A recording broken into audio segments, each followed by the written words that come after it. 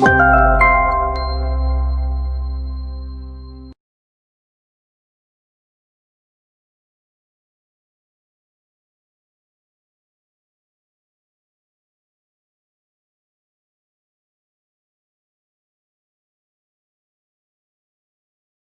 inilah yang diajarkan Nabi SAW kepada para sahabat.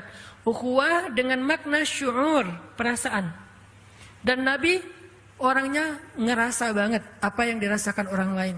Sehingga Nabi merasa sedih dengan kesedihan kaum muslimin. Merasa bahagia dengan nikmat dan kesenangan kaum muslimin. Maka Nabi pun pernah marah ketika ada seorang perempuan yang dilecehkan oleh orang Yahudi di Bani Quraidah, kalau enggak Bani Qainuqa. Jadi ada seorang cewek muslimah lagi belanja di Bani Qainuqa, di pasarnya orang Yahudi. Tiba-tiba roknya diikat pakai tali terus disangkutin di apa ya, kayak di tiang gitu. Sehingga ketika perempuan ini berjalan, auratnya kesingkap, kelihatan kakinya, kelihatan auratnya. Dia malu, nangis gitu kan. Pas dia nangis malu, dibela sama seorang laki-laki muslim, anak muda. Dia ngebelain, dia potong tali itu, kemudian dia marah kepada beberapa anak-anak muda Yahudi yang iseng, yang bikin perempuan ini malu. Mungkin kalau zaman sekarang ngeprank gitu kan ya, usil-usilan gitu. Dia marah, akhirnya laki-laki yang ngebelain perempuan ini malah dikeroyok sama pemuda Yahudi sampai dia meninggal dunia. Maka Nabi langsung marah kemudian mengatakan, sekarang kita akan menuntut keadilan kepada Bani Qainuqa. Datanglah Nabi mengepung benteng Bani Qainuqa sampai akhirnya mereka diusir dari kota Madinah. Kenapa? Karena Nabi itu ngerasain apa yang dirasakan perempuan, malunya. Nabi itu ngerasain apa yang dirasakan keluarga laki-laki yang terbunuh tadi. Betapa mereka sedih dan merasa kehilangan, sehingga keadilan harus ditegakkan. Itu namanya ukhuwah. Dalam konteks yang lebih sempit, kita belajar pelan-pelan merasakan kesulitan yang sedang dirasakan saudara kita, merasakan malu yang dirasakan oleh saudara kita, menjaga perasaan. Makanya Nabi pernah menyampaikan beberapa contoh, diantaranya dalam kitab Riyadhus Shalihin itu ada tuh, larangan mempermalukan saudaranya di depan dia. Salah satu hadisnya, janganlah kalian mencela orang yang buang angin. Sampai itu dibahas dalam hadis. Janganlah kalian mencela orang yang buang angin. Kenapa kalian mencela dan mentertawakan sesuatu yang kalian lakukan juga? Jadi nggak boleh diketawain. Kenapa kok Nabi sampai menyampaikan hadis ini? Gara-gara dalam satu majelis, namanya juga orang mungkin lagi nggak enak badan kali ya. Dalam satu majelis ada seorang laki-laki, maaf, buang angin dan kedengaran. Yang lain kan jadi ketawa ya. Dan itu kan kayak otomatis gitu kan. Yang lain pada ketawa, dia malu karena kayak ya aib banget kan. Terus yang lain pada ketawa, dia malu banget. Dia kayak udah nggak tahu harus buang muka kemana gitu kan ya. Terus Nabi langsung menetralisir keadaan dengan mengatakan, janganlah kalian mencela atau mentertawakan orang yang buang angin. Kenapa kalian mentertawakan sesuatu yang kalian juga melakukannya? Artinya semua orang punya masalah yang sama, cuman mungkin ada yang nggak sengaja gitu di tempat umum dan seterusnya, sehingga nggak usah dibahas, nggak usah diketawain. Saya juga pernah kayak gitu, lagi kajian, tiba-tiba di soft paling depan ada seorang akhwat nggak sengaja buang angin dan bunyi. Sebelah-sebelahnya udah pada dengar tuh, terus mereka kayak langsung nyari tersangka gitu kan, mana gitu kan ya. Saya juga dengar, saya aja yang duduknya di sini tuh dengar, apalagi yang di sebelahnya kan, saya dengar dan saya tahu orangnya, tapi saya nggak mau ngelihat ke arah dia. Supaya apa?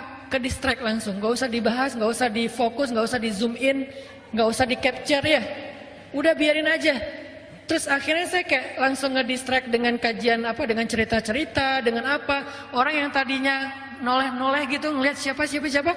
Karena saya membolkan lagi, kayak dipertegas lagi kajiannya, ceritanya, nadanya dinaikin lagi dikit, akhirnya orang lagi jadi fokus dan lupa. Dia yang tadinya hampir malu, lama-lama jadi netral dan setelah kajian udah lupa. Ini sampai segitunya diperhatikan dalam Islam, menjaga perasaan, jangan membuat orang ilfil, bete dan seterusnya. Dan itu ukhuwah banget. Dan itu nggak hanya kepada orang yang soleh, karena ukhuwah itu tidak hanya berlaku kepada orang yang sudah sama-sama ke masjid, orang yang sudah sama-sama sholat, bahkan kepada orang yang belum ke masjid, belum hijrah pun itu tuh dijaga. Supaya apa? Jangan sampai bikin dia ilfil dengan kebaikan sehingga dia semakin ngegap, semakin berjarak, semakin menjauh dari kebenaran. Islam itu harus mampu Muslim itu ya'lif wa yu'laf. Orang Islam itu dia mudah merangkul dan mudah juga dirangkul. Itu orang Muslim banget tuh. Kalau sulit merangkul, sulit dirangkul, artinya dia kayak sombong, dia tuh eksklusif, dia itu bikin jarak, ngegap banget dengan orang lain. Dia bukan ciri-ciri Muslim sejati. Muslim itu ya'lif wa yu'laf. Dia mudah merangkul orang, yuk bareng yuk. Enggak terlalu jaim, dia juga mudah dirangkul orang. Kalau diajak orang mau, enggak terlalu ngerasa kita kan beda, enggak kayak gitu. Dan Nabi gitu banget. Makanya Nabi itu sangat menjaga perasaan supaya terjaga ukhuwah. Pernah Nabi lagi kayak duduk bareng dengan sahabat-sahabat yang miskin lah ya. Sahabat-sahabat miskin ini kalau makan roti, rotinya tuh keras. Bahasa Arabnya qadid. Qadid itu artinya roti keras yang udah lama, kalau pengen dimakan nggak bisa langsung dimakan, harus direndam dulu pakai air. Saking kerasnya udah kayak kerupuk gitu. Nah itu namanya qadid. Nabi duduk di antara orang-orang miskin yang lagi kayak mau makan qadid gitu. Terus pas Nabi duduk di antara mereka, mereka jadi sungkan. Aduh nggak enak nih. Masa kita mau ngasih roti kayak gini buat Nabi, buat Rasulullah. Terus gimana dong, kita nggak sanggup beli roti yang lembut. Terus Nabi tersenyum mengatakan, saya adalah anak seorang perempuan yang biasa makan qadid. Saya anak seorang perempuan, ibu saya tuh adalah pemakan qadid. Jadi kita udah biasa makan kayak gini di rumah. Maksud Nabi apa? Biar nggak ada gap antara beliau dengan orang-orang yang lagi ngajak beliau makan. Itu namanya yu'laf, mudah diajak barengan, nggak terlalu ngegap. Jalan lagi tuh Nabi bareng dengan orang miskin. Ketemu orang miskin, mereka pada sedih gitu ya. Nabi bilang, tahu nggak, orang miskin itu masuk surga 500 tahun lebih dulu daripada orang kaya. Oh gitu ya Rasul. Akhirnya mereka semangat, bukan semangat dalam kemiskinan ya. Maksudnya semangat untuk nggak pede, nggak baperan, nggak kemudian pesimis, jadinya menjauh dari rombongan atau dari orang-orang banyak. Jadi dibangkitkan semangatnya. Ketemu sama penggembala, Nabi bilang apa? Tidaklah Allah mengutus Nabi kecuali pernah menjadi penggembala. Jadi yang penggembala juga merasa kayak pride gitu. Wah ternyata profesi kita itu profesi para Nabi. Ketemu dengan orang kaya, tidak ada kecemburuan kecuali kepada dua orang. Satu orang berilmu, satu lagi orang kaya yang banyak berinfak. Jadi semua orang bisa dibahagiakan hatinya oleh Nabi. Nggak ada yang ngerasa ketemu Nabi bete, itu nggak ada.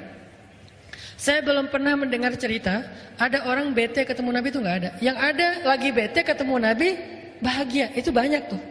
Yang tadinya bete banget di rumah, pas ketemu Nabi happy, pas balik ke rumah bete lagi, itu banyak.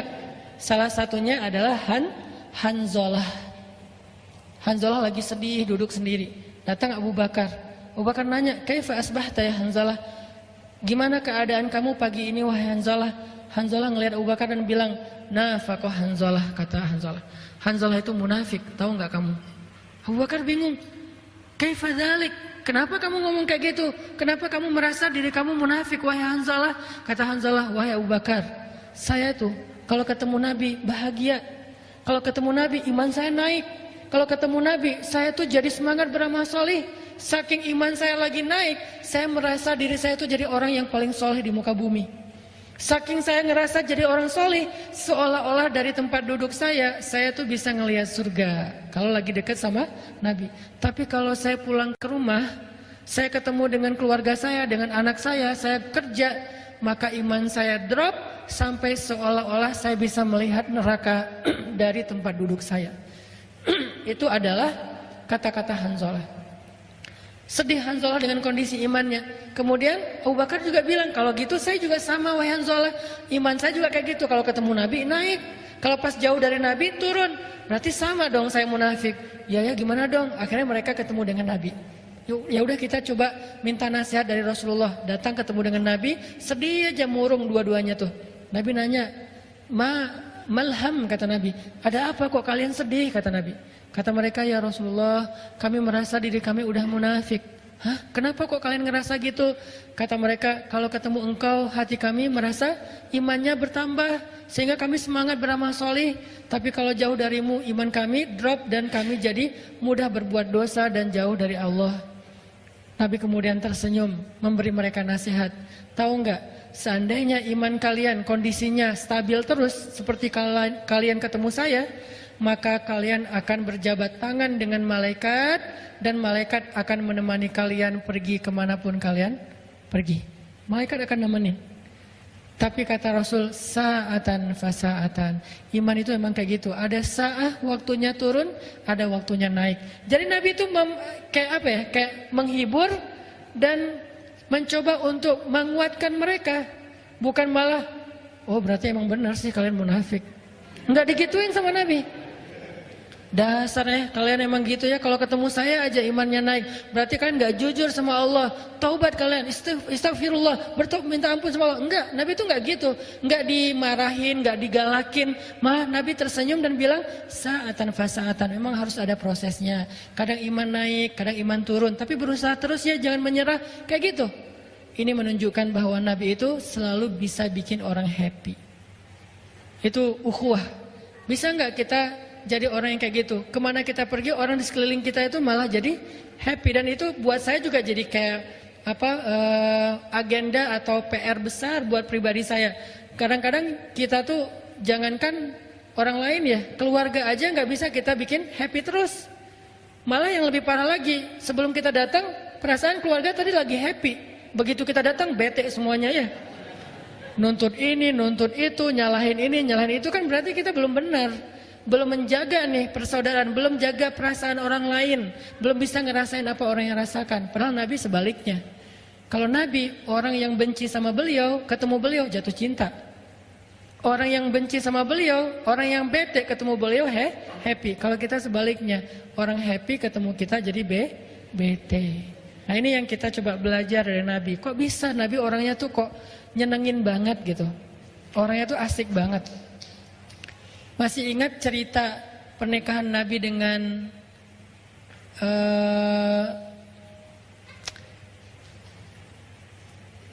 cewek Yahudi? Siapa namanya? Sofia. Tapi bukan Sofia yang kartun ya. Sofia, orang Yahudi. Sofia bahasa Arabnya. Itu gimana cerita pernikahannya? Kan gara-gara habis perang, namanya perang Khaybar. Perang Khaybar itu perang paling besar yang terjadi antara kaum muslimin dengan orang Yahudi. Dalam perang itu, ayah Sofia terbunuh. Paman Sofia terbunuh. Yang lebih sedih lagi, suami Sofia terbunuh. Dalam perang Khaybar, suaminya terbunuh. Kenapa mereka terbunuh?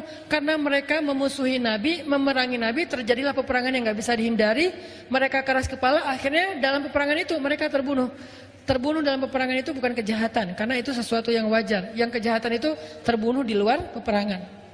Namanya berperang. Maka masa kita berperang, udahlah kita nggak usah bunuh-bunuhan, kita kayak main apa gitu, nge-game gitu kan ya, kan nggak mungkin ya, namanya juga perang. Nah terbunuhlah ayah Sofia, paman Sofia dan suami Sofia, sehingga Sofianya jadi tawanan perang kaum muslimin, ditaruh di sebuah tenda. Lalu datanglah Nabi ke tendanya Sofia untuk menghibur Sofia.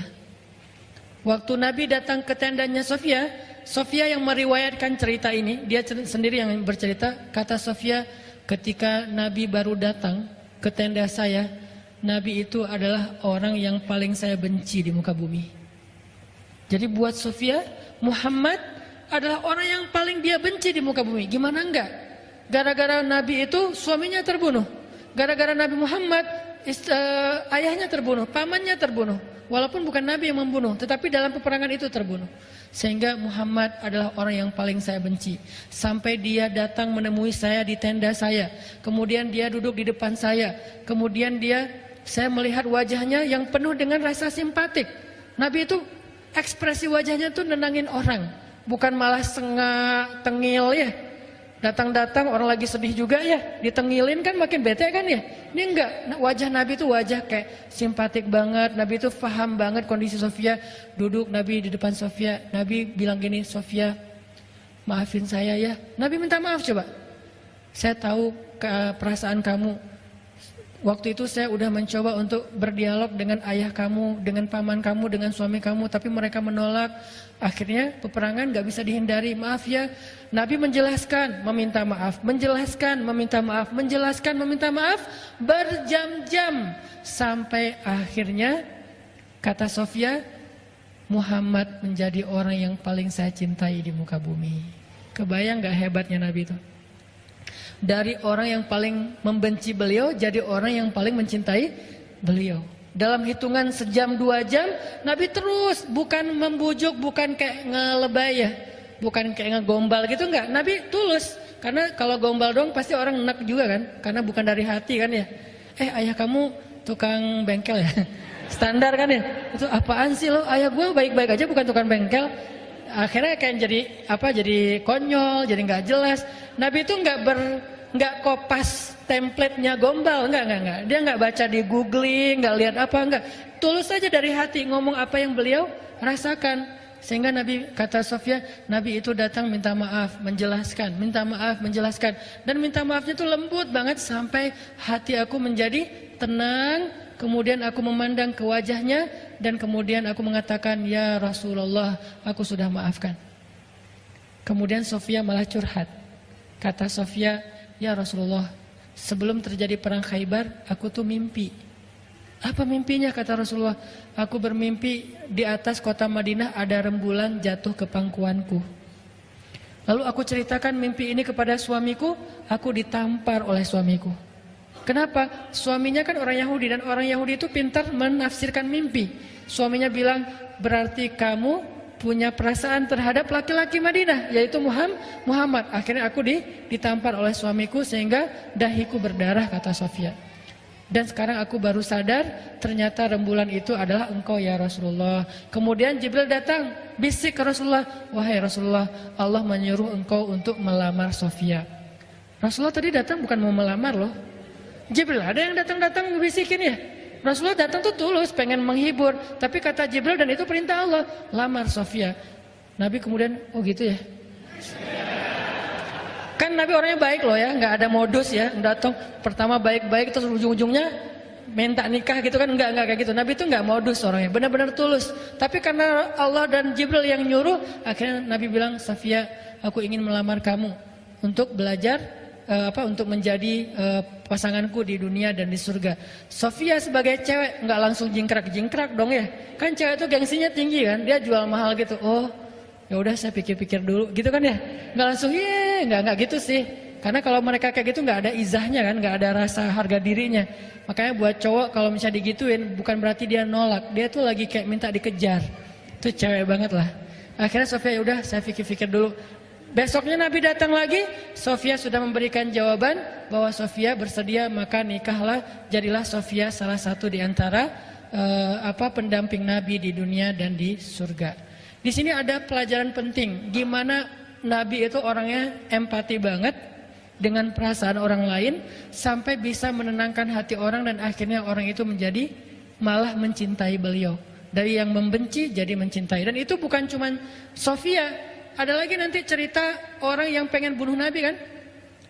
Dia datang jauh-jauh bawa pisau yang udah beracun, dipakein racun, kalau kena walaupun gak nusuk juga asal kegores saja itu bisa jadi orang keracunan dan kemudian meninggal.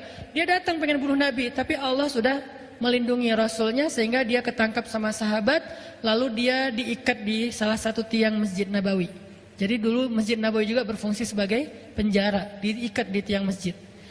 Nabi tahu itu pembunuh orang yang mau membunuh beliau, tapi setiap Nabi ke masjid, Nabi sengaja ngelewatin jalan yang sampai bisa ketemu dengan orang itu. Jadi bukan langsung masuk ke masjid, muter dulu.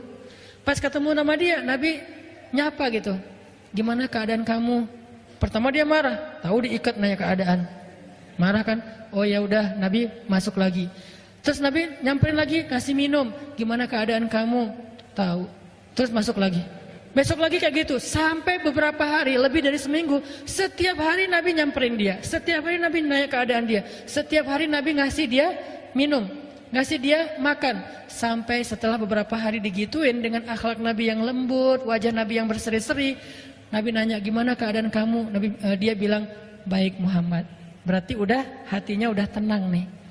Nabi bilang ke sahabat, lepaskan ikatan dia, karena dia udah tenang sekarang. Dilepasin ikatannya. Kemudian Nabi ngobrol sama dia, Nabi kemudian mengajak dia untuk sama-sama merenungkan supaya nggak jadi orang yang memusuhi Nabi lagi. Nabi mencoba mengambil hatinya. Setelah beberapa lama Nabi bicara dengan dia, kemudian dia mengatakan, wahai Muhammad, dulu engkau adalah orang yang paling saya benci dan ingin saya bunuh. Maka sekarang setelah melihat akhlakmu, engkau adalah orang yang paling saya cintai dan saya ingin menjadi pembelamu sampai berubah. Saya ingin masuk Islam, wahai Muhammad. Bagaimana caranya? Akhirnya Nabi mengatakan, caranya, maka sekarang kamu harus mandi dulu, kemudian kamu pulang ke rumahmu, kemudian diberikan beberapa bekal yang harus dia lakukan sampai dia balik lagi. Setelah itu kemudian dia menjadi seorang muslim. Ini nih akhlak, menjaga ukhuwah. Bahkan kepada orang yang belum dapat hidayah. Kenapa? Karena hanya dengan akhlak jalan seseorang untuk pulang kepada Allah. Kalau dia udah ilfil duluan dengan akhlak kita, bagaimana dia akan kembali kepada Allah? Ngelihat jalan kembali kepada Allah itu kayak serem gitu. Dan di sepanjang jalan itu banyak orang galak.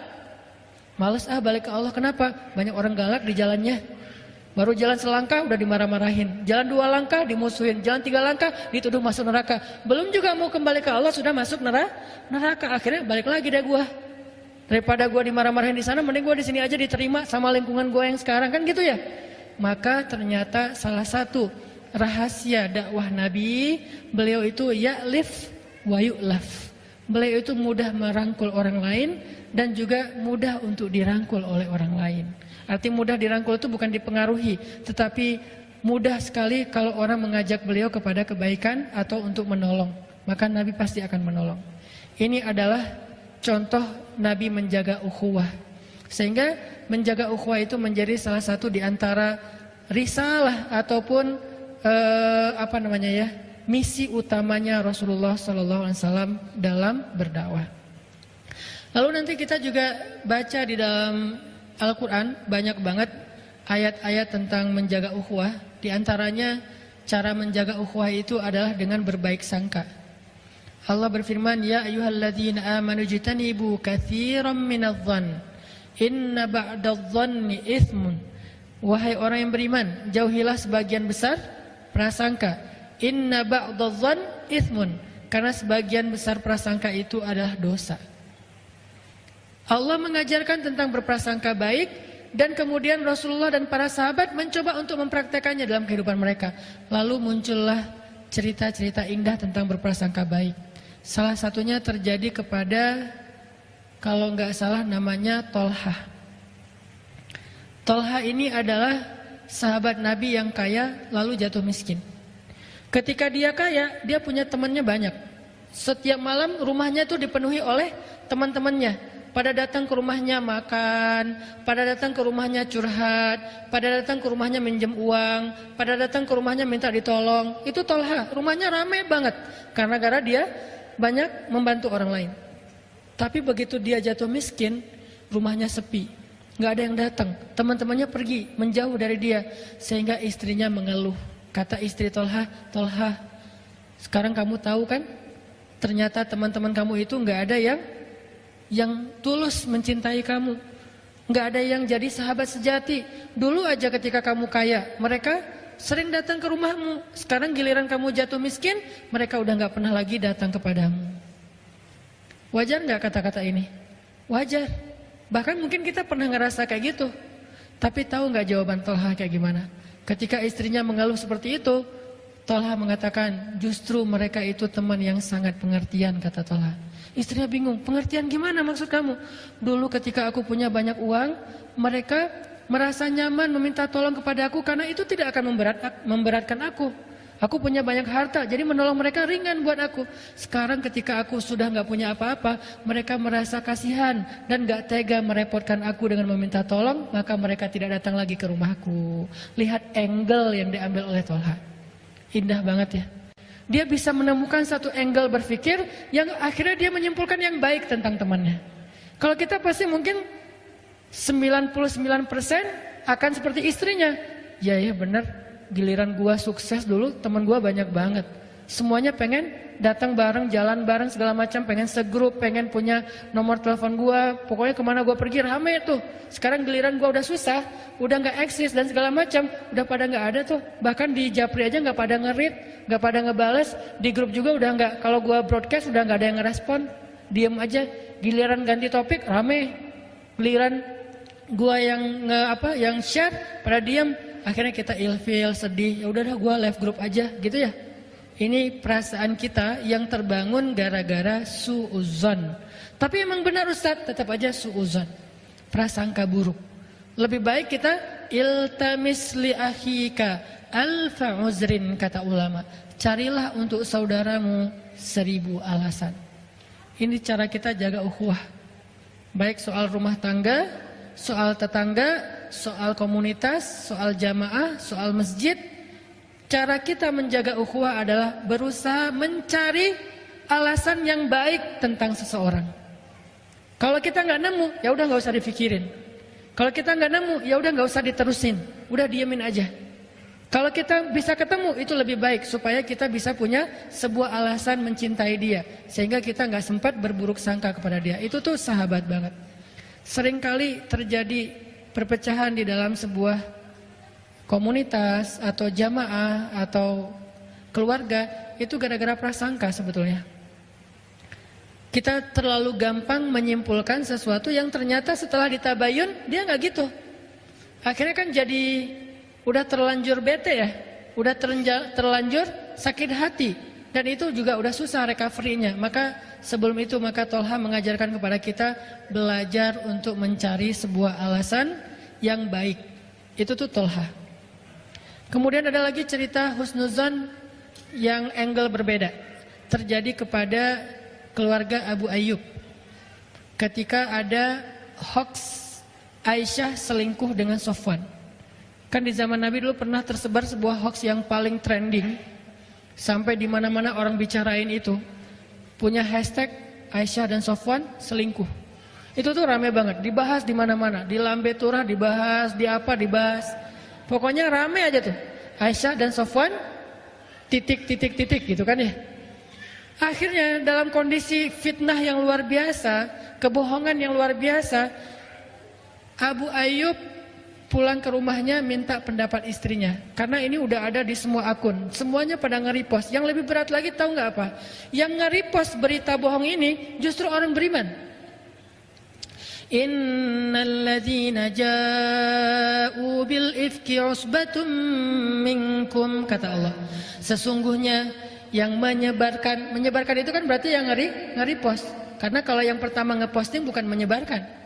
Sesungguhnya yang menyebarkan berita bohong itu adalah golongan kalian sendiri. Berarti kita taunya dari siapa? Dari teman kita yang kita percaya. Teman kita dari temannya yang dia percaya. Dan terus saja kayak gitu. Sehingga saking banyaknya orang beriman yang ikut nge-repost berita ini, kesannya berita ini benar. Kalau berita ini bersumbernya dari orang munafik, orang beriman gak percaya. Tapi masalahnya ada satu orang beriman yang kecolongan, ikut nge-repost berita yang belum jelas kebenarannya. Akhirnya dari satu repost ke repost yang lain, jadilah dia viral. Viral itu kalau bahasa dulu namanya mutawatir. Kalau dalam konsep hadis namanya hadis mutawatir, diriwayatkan dari banyak jalan. Kalau dalam konsep medsos disebut dengan viral, diriwayatkan oleh banyak akun. Semuanya pakai hashtag itu, semuanya ngeposting itu, semuanya komen di situ, komennya banyak, like-nya banyak, repostnya banyak, hashtagnya rame. Akhirnya viral. Sampai Abu Ayyub sulit untuk tidak mempercayai berita ini. Pulanglah Abu Ayyub ke rumahnya, nanya ke istrinya, "Wahai istriku, kamu udah dengar belum berita tentang Aisyah dan Sofwan?" Kata istrinya, "Udah." "Emangnya kenapa?" "Gak nyangka ya," kata Abu Ayyub. Kita banget ya. kasihannya ya Rasulullah ya, gitu kan? Gak pernah kebayang ya Aisyah sama Sofwan bisa kayak gitu. Langsung istrinya kaget. Ternyata Abu Ayyub hampir percaya dengan berita bohong ini. Langsung istrinya mengatakan, wahai Abu Ayyub, gimana perasaan pendapat kamu kalau ada yang mengatakan saya selingkuh? Kata Abu Ayyub, astagfirullahaladzim, innalillah, gak mungkin saya percaya. Kamu kan perempuan yang baik, perempuan yang beriman, perempuan yang soleh. Kamu mencintai saya, gak mungkin kamu melakukan dosa seperti itu. Kamu perempuan yang menjaga kehormatan, saya gak mungkin percaya. Istrinya senyum. Wahai Abu Ayyub, kata istrinya, gimana pendapat kamu kalau ada yang mengatakan kamu selingkuh?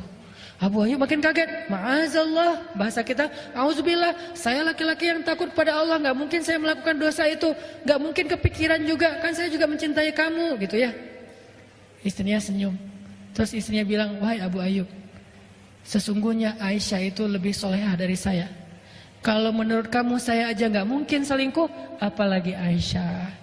Sesungguhnya Sofwan lebih soleh daripada kamu. Kalau menurut kamu, kamu aja gak mungkin selingkuh, apalagi Sofwan. Ini angle husnuzon paling kreatif nih. Membandingkan orang dengan diri kita. Coba kalau dosa itu, aib itu ditujukan kepada kita, kita merasa layak gak? Gak layak. Kalau menurut kita, kita aja gak layak, maka orang itu lebih gak layak lagi. Kenapa? Dia lebih soleh dari kita. Dia lebih baik dari kita. Dia lebih duluan taubat daripada kita. Dia lebih sering ke masjid daripada kita. Dia lebih sering ikut kajian daripada kita. Dia lebih menjaga harga dirinya daripada kita. Dia lebih baik bacaan Al-Qur'annya daripada kita. Cari kelebihan-kelebihan dia sampai kita merasa bahwa dia lebih daripada kita.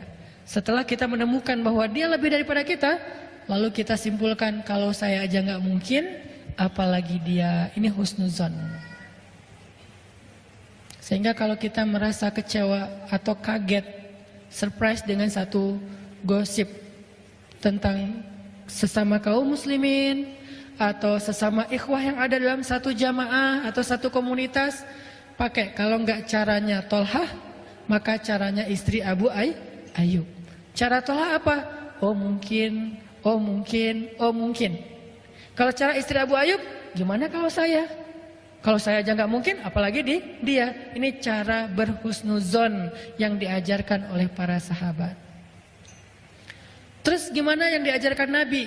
Nabi pernah gini, satu malam lagi itikaf di masjid. Kebenaran waktu itu Nabi itu lagi dikunjungi oleh, ceritanya juga sama, Sofia. Sofia datang ke masjid, terus ngebawain makanan buat Nabi.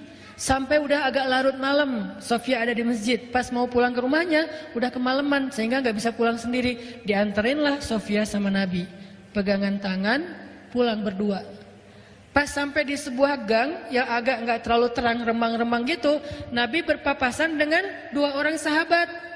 Sahabat juga lagi lewat, Nabi lagi lewat, tapi Nabi lagi sama cewek. Ceweknya pakai cadar, dipegangin tangannya, lewat berdua tengah malam di tempat remang-remang.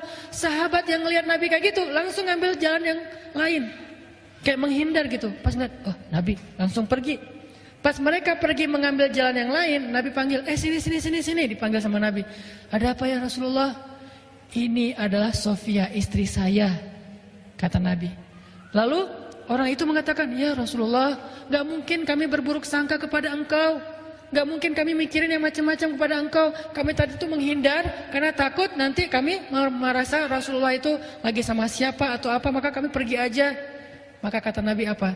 Inna syaitan yajri majrad dam. Sesungguhnya setan itu mengalir di dalam aliran darah manusia. Itu asbabul wurud dari hadis tentang setan mengalir dalam darah manusia. Apa maksudnya? Mungkin sekarang kalian gak berpikir macam-macam, tapi nanti setan nunggu momen yang pas. Dia nunggu sekarang, oh udah lihat sekali, tapi gak jelas itu siapa gitu kan. Besok muncul gosip, Nabi kemarin sama seorang cewek. Oh pantesan muncul kata itu. Pantesan itu bisikan setan. Wasawisu syaitan alladzi waswisu fi sudurin nas bi pantesan. Yang mewaswasah, membisikkan di dalam dada manusia dengan kalimat pantesan. Jadi pantesan itu kalimat muncul gara-gara apa? Gara-gara pernah berpapasan tapi nggak jelas. Lalu kayak dihindari gitu. Makanya di sini Nabi juga mengajarkan sebuah tutorial cara husnuzon itu gimana. Kalau kita ragu tentang sesuatu, perjelas. Jangan ikuti syak, jangan ikuti keraguan. Daripada kita ragu nggak jelas terus kita diam-diam aja, tapi juga bukan diam berbaik sangka, diam oke. Gitu doang. Besok nggak ada kesimpulan gitu, ngegantung ya. Nah, jangan biarkan sesuatu itu menggantung dalam hati kita, terus kita ngerasa ngeganjel. Nanti ketika datang kasus yang lain, ini akan jadi bahan untuk menguatkan kasus itu padahal nggak nyambung. Makanya langsung muncullah istilah tabayyun. Muncullah istilah tabayyun. Daripada kita ragu, langsung aja tabayyun. Maaf ya, kemarin aku gini. Oh iya, waktu itu gini ceritanya. Oh ya udah, beres kan? Daripada kita diamin, nggak enak. Begitu nanti ada cerita lain, oh iya ya, pantesan dulu tuh pernah gini. Akhirnya saling menguatkan ya. Jadi dua berita yang tadi sama-sama setengah, ketika disatuin jadi utuh. Maka keutuhan itulah disebut dengan su'uzon, berburuk sangka. Tadi itu nggak utuh, yang satu dengarnya sekilas, yang lain dengarnya sekilas. Sekilas ini digabung jadi dua kilas ya. Akhirnya jadi utuh, makin tegas beritanya. Makanya Nabi sebelum mereka sempat ragu-ragu atau ngegantung, nggak bisa menyimpulkan apa, tapi mereka kayak ngerasa nggak nyaman aja, langsung menghindar. Nabi manggil, sini dulu, ini tuh Sofia, istriku, kata Nabi. Sehingga setelah Nabi tabayun kayak gitu, beres, mereka nggak sempat berburuk sangka. Ini namanya husnuzon, cara kita menjaga ukhuwah. Ada cara Tolhah, ada cara istri Abu Ayyub, ada cara Rasulullah. Semua teladan itu adalah cara-cara atau tutorial berhusnuzon. Ini baru 3. Kalau kita bedah lagi, banyak lagi cerita-cerita yang lain tentang husnuzon. Yang intinya adalah jangan sampai kita merasakan sesuatu yang gak nyaman tentang saudara kita, lalu kita mengaminkan itu dengan hanya berprasangka. Itu bahaya banget. Walaupun hanya untuk diri kita sendiri. Lalu kita bicarakan dengan pasangan kita. Masing-masing punya komunitas. Pasangan kita punya komunitas grup ibu-ibu. Kita punya grup bapak-bapak. Sama-sama kemudian punya teman dekat. Teman dekat ini dibicarain. Nih gua ngomongnya ke lo doang ya, gak usah disebarkan yang lain. Iya. Ngomong aja berdua. Padahal tadi satu orang kan, jadi berdua dengan istri. Istri dan suami masing-masing punya geng. Ngomong ke gengnya. Gengnya punya geng lagi kan, masing-masing punya circle ya. Akhirnya jadilah rahasia umum. Kenapa balik lagi ke orang yang pertama? Kamu dengar dari siapa? Dari fulan, ujung-ujungnya istrinya. Ini gara-gara ada satu hal yang ngegantung, nggak diberesin dari awal. Makanya ngeganjal, nanti akhirnya pecah bisul. Nanti akhirnya menemukan momentum. Nanti akhirnya jadi sesuatu yang bahkan meledak dan menjadi sesuatu yang nggak baik. Itu cara menjaga ukhuwah dengan husnuzon. Tadi juga yang pertama menjaga ukhuwah dengan mencoba menjaga perasaan dalam tindak tanduk kita, dalam bergaul. Kita coba merasakan perasaan orang lain gimana kalau digituin. Itu tuh cara menjaga ukhuwah. Yang lain, cara menjaga ukhuwah adalah dengan idfa billati hiya ahsan fa idzal ladzi bainaka wa bainahu adawah ka'annahu waliyyun hamim. Balaslah keburukan dengan kebaikan sehingga orang yang tadinya memusuhi kamu berubah menjadi pembela yang setia kepadamu. Ayatnya gitu. Idfa billati hiya ahsan فَإِذَا الَّذِي بَيْنَكَ وَبَيْنَهُ عَدَاوَةٌ كَأَنَّهُ وَلِيٌّ حَمِيمٌ. Balaslah keburukan dengan kebaikan sehingga orang yang tadinya memusuhi kamu tiba-tiba menjadi pembela yang setia kepadamu. Apa contohnya? Contohnya perselisihan yang terjadi antara Abdullah bin Zubair dengan Muawiyah bin Abi Sufyan. Ada dua sahabat, dua-duanya hebat, keren. Cuman keturunannya beda. Abdullah bin Zubair Ayahnya adalah Zubair bin Awam. Zubair bin Awam satu dari 10 sahabat yang dijamin masuk surga. Keren ya ayahnya ya. Anak seorang laki-laki yang dijamin masuk surga. Julukan Zubair bin Awam adalah Hawari Rasul, pembela Nabi. Orang yang sangat ngebelain Nabi. Ibunya Abdullah namanya Asma bintu Abi Bakar. Berarti Abdullah cucunya Abu Bakar. Asma adalah seorang perempuan yang pernah membantu Nabi dalam hijrah dengan membelah ikat pinggangnya. Satu dipakai untuk mengikat bawaan Nabi di onta, satu lagi dipakai untuk mengikat bajunya sebagai tali pinggang. Sejak saat itu Asma diberikan julukan, jadi dia punya nama apa? Julukan lah ya. Julukan itu kalau sekarang mungkin nama akun. Maka sejak itu nama akun itu kalau bahasa Arabnya kunyah. Jadi akunyah gitu, maksa. Jadi julukannya Asma adalah Zatin nitaqain, perempuan yang punya 2 ikat pinggang. Itu pujian buat Asma. Ini adalah ayah ibunya Abdullah. Dan tahukah kita Abdullah siapa? Abdullah adalah sahabat Nabi, bayi yang pertama lahir di kota Madinah setelah Nabi hijrah. Bayi yang pertama lahir di kota Madinah setelah Nabi hijrah. Kenapa spesial? Karena orang Yahudi itu memantra-mantrai kaum muhajirin ketika mereka hijrah. Kata orang Yahudi, siapa yang berhijrah ke kota Madinah, kami kutuk, gak akan punya keturunan. Sehingga sahabat muhajirin galau. Jangan-jangan berhasil nih mantranya Yahudi. Kan Yahudi tuh banyak main sihir ya. Mereka kayak menakut-nakuti dengan mantra. Pokoknya orang-orang muhajirin gak akan ada yang punya keturunan. Maka di tahun pertama Hijriah lahirlah Abdullah yang menjadi kabar gembira bagi kaum muslimin bahwa mantra itu tidak berpengaruh kepada mereka. Dan tahukah kita Abdullah itu siapa juga? Abdullah itu anak kecil usia 7 tahun. Kalau sholat duha merpati hinggap di atas kepalanya. Saking khusyuknya sholat duha. Usia berapa? 7 tahun, kelas 1 SD. Ada nggak sekarang anak kelas 1 SD sholat duha di sekolah? Anak-anak duha ya bu, duha Allahu Akbar. Datang merpati? Nggak ada.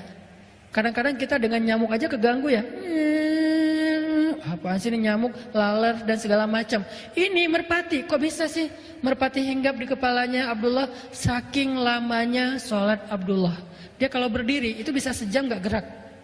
Kalau kita masih gerak, merpati itu kan nggak langsung hinggap ya, dia kayak curiga dulu gitu kan. Ini benar nggak sih orang atau kayu?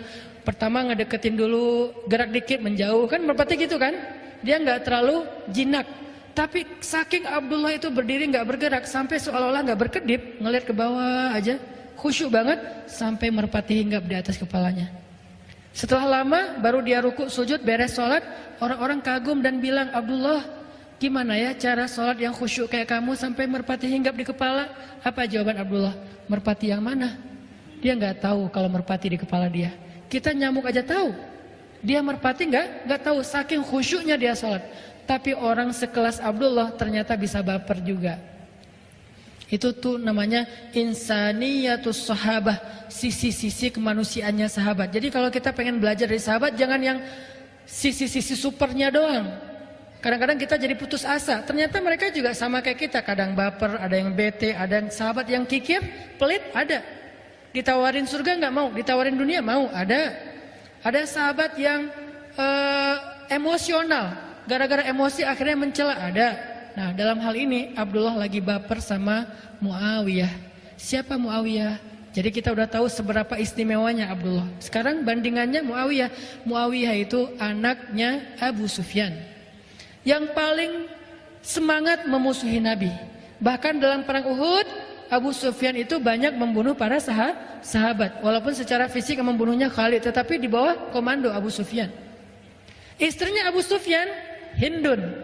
Jadi ibunya Muawiyah Hindun, perempuan yang pernah makan hati Hamzah.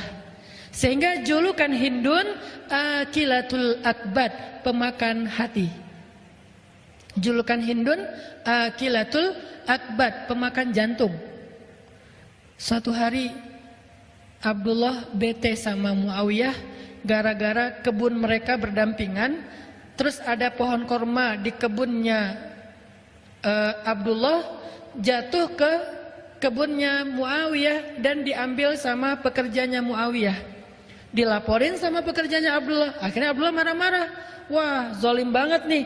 Dikirimlah surat oleh Abdullah ke Syam. Waktu itu Muawiyah jadi gubernur di Syam. Abdullah jadi orang biasa di Mekah. Muawiyah jadi gubernur di Syam. Gubernur, pejabat. Dapat surat dari Abdullah. Tahu nggak isinya gimana? Ya ibna akilatil akbad. Wahai anak perempuan yang pernah makan jantung. Marah-marah, mencela, menyebutkan nama ibunya Muawiyah. Wahai anak perempuan yang pernah makan jantung, kamu tuh nggak tahu diri ya, pekerja kamu itu zalim kepada saya, kamu memakan uang haram dan segala macam, dicela habis-habisan. Membaca surat dari Abdullah, Muawiyah menitikkan air mata, sedih, disebut ibunya. Padahal Hindun juga udah taubat. Hindun juga setelah masuk Islam menjadi baik Islamnya. Islamnya Hindun luar biasa. Segitu-gitunya Hindun setelah dia masuk Islam, dia itu mujahidah loh. Yang membantu jihadnya sahabat luar biasa Hindun. Cuman di masa lalunya emang ngeri banget Hindun ini. Disebut sekarang kejahatan ibunya, padahal ibunya juga sudah bertaubat. Sedih Muawiyah. Tapi walaupun dia sedih dan kecewa, Muawiyah mencoba untuk idfa billatihi ahsan. Balaslah dengan yang lebih baik. Akhirnya Muawiyah tulis surat balik. Bismillahirrahmanirrahim. Assalamualaikum warahmatullahi wabarakatuh. Ya ibna hawarir rasul wa ya ibna datin nitaqain. Coba balasannya. Dimarahin oleh Abdullah dengan kalimat wahai anak perempuan pemakan jantung, tapi dibalas wahai anak seorang pembela Nabi. Wahai anak seorang perempuan yang punya 2 ikat pinggang. Dipuji orang tuanya oleh Muawiyah. Sehingga dia mengatakan saya nggak tahu kejadian itu.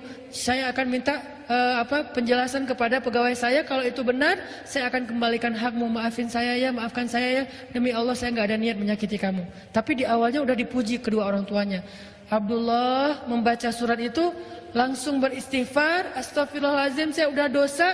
Dia nangis juga karena dia ngerasa bersalah. Langsung dia ambil ontanya, dia menuju ke Syam. Dia pergi ke Syam dari Mekah. Sampai di Syam, dia langsung menemui Muawiyah. Dia peluk Muawiyah. Dia katakan, wahai Muawiyah, balas saya dengan kata-kata yang sama. Kata Muawiyah, kami bukan orang yang diajarkan untuk mencela. Makin terpukul Abdullah. Padahal kan secara kualitasnya Abdullah ini lebih dahsyat ya. Ibadahnya dahsyat. Orang tuanya orang-orang hebat. Kakeknya itu Abu Bakar As-Siddiq. Tapi dikatakan kayak gitu oleh Muawiyah, seolah-olah dia diajarkan sesuatu yang dia udah lakuin itu. Kami kaum yang tidak tahu cara mencela, kata Muawiyah. Kami nggak ngerti gimana cara mencela. Jadi jangan suruh kami mencela. Wahai Muawiyah, balas cela saya. Nggak ngerti gimana cara mencela. Maaf wahai Abdullah, saya nggak tahu cara mencela. Akhirnya Abdullah mengatakan, wahai Muawiyah, saya minta maaf, saya yang salah. Sebagai bentuk penyesalan saya hadiahkan seluruh kebun saya dan isinya untuk kamu. Itu janji Allah, balaslah keburukan dengan kebaikan, maka nanti orang yang memusuhi kamu justru menjadi pembela yang setia kepadamu. Itu cara jaga ukhuwah. Emang gak gampang. Ustadz gimana caranya? Emang Ustadz pernah? Ya agak susah juga sih. Saya juga lagi belajar, semua kita belajar ya. Kadang berhasil, kadang belum. Ada kasus yang saya udah berhasil kayak gitu. Kalau sekali berhasil kayak merasa paling baik gitu ya. Wah saya ternyata orangnya baik juga ya, gitu kan ya. Tapi kalau gagal, kok nggak bisa ya ngikutin sahabat. Gimana caranya biar kita bisa membalas keburukan dengan kebaikan?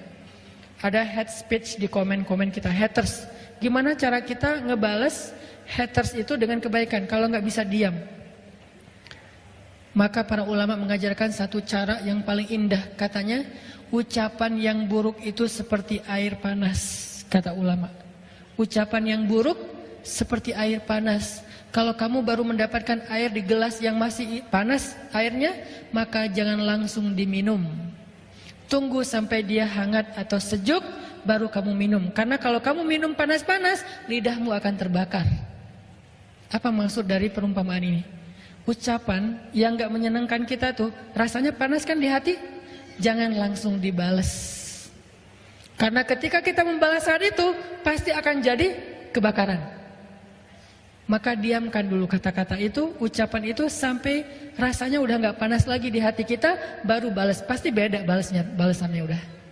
Membalas ketika lagi panas dengan membalas besok atau lusa setelah udah agak sejuk, itu pasti beda. Itu cara Muawiyah membalas suratnya Abdullah. Pas dia baca dia sedih banget, dia kecewa banget, dia marah banget, tapi dia diamin dulu. Selang beberapa hari dia udah tenang, dia baca lagi suratnya, dia tulis balasannya. Dan balasannya jauh lebih adem daripada yang pertama. Itu teknis banget yang diajarkan ulama. Makanya kalau kita lagi dapat semacam ucapan, capturean, kadang-kadang kan ada orang yang berada di dua grup ya. Kebenaran grupnya udah pecah nih. Dulu mereka satu grup, tapi kebanyakan left. Maka yang left ini pengen reuni, bikin lagi grup. Akhirnya jadilah dua grup. Tapi masih ada satu orang yang dia tuh kayaknya dengan siapa aja asik gitu. Pas bikin grup ini dia diundang juga, adalah dia di dua grup. Nah pas dia ada di dua grup, dia menjadi orang yang justru kadang-kadang manas-manasin. Di grup sebelah lagi ngomongin grup sana, mereka bikin grup baru ya, ya tuh kayaknya pasti lagi ngomongin kita segala macam. Akhirnya rame nih, chat ini di capture, di forward ke grup sebelah. Grup sebelah lagi ngomongin kalian loh. Aku tuh ngomong kayak gini, aku capture biar kalian tahu ya karena aku sayang sama kalian, gitu. Akhirnya grup sebelah rame. Nah, kalau kita dapat yang kayak gini-gini nih, capturean, forwardan. Itulah pokoknya head speech, comment haters segala macam, jangan di replay saat itu juga. Tunggu sehari, 2 hari, pas kita udah tenang, replay kalau mau di replay. Kalau nggak mau di replay, maka kata Nabi, falyakul khairan aw liyasmut. Kalau mampu nge-replay, itu terjemahan medsos terhadap hadis ini ya. Mangkana yu'minu billahi wal yaumil akhir. Siapa yang beriman kepada Allah dan hari akhir di sosial media, hendaklah nge-replay yang baik-baik atau nggak usah di-replay sama sekali. Itu terjemahan kontekstual. Kalau omongan kayak gini dipotong, ini pasti jadi salah paham. Bener nih Ustaz emang aneh. Nerjemahin hadis sesuka-sukanya, itu namanya bukan terjemahan letterleh, tapi terjemahan kontekstual dengan konteks sosial media. Kalau kita mampu replay yang baik-baik, orang ngomong apa kita ngomong sebaliknya, sehingga dia jadi adem, semua jadi adem. Kalau kita nggak mampu, ya udah nggak usah dikomenin, nggak usah di replay. Kalau nggak kuat, delete aja komennya. Kalau nggak kuat lagi, blok aja orangnya. Nggak apa-apa ngeblok juga, tetapi jangan sampai memunculkan perdebatan. Kadang ada orang yang memang perlu diblok, soalnya itu akun memang sengaja buat komen-komen doang. Pas kita lihat akunnya followers sedikit, postingan 0 ya. Buat apa lagi kalau bukan untuk rame-ramein doang gitu. Ya udah blok aja. Tapi dia pasti akan bikin akun baru. Nggak akan selesai. Karena bikin akun kan gampang, tinggal bikin email, bikin akun jadi. Masuk lagi, komen lagi. Lama-lama kalau kita diemin terus dia capek sendiri. Tapi kita juga capek gitu dengan komen-komen kayak gitu ya. Makanya disitulah belajar. Falyakul khairan aw liyasmut. Kalau nggak bisa nge-replay dengan yang baik, maka mending kita diam. Ini cara jaga ukhuwah. Apalagi yang diajarkan Al-Quran dan Sunnah tentang menjaga ukhuwah biar nggak gampang retak.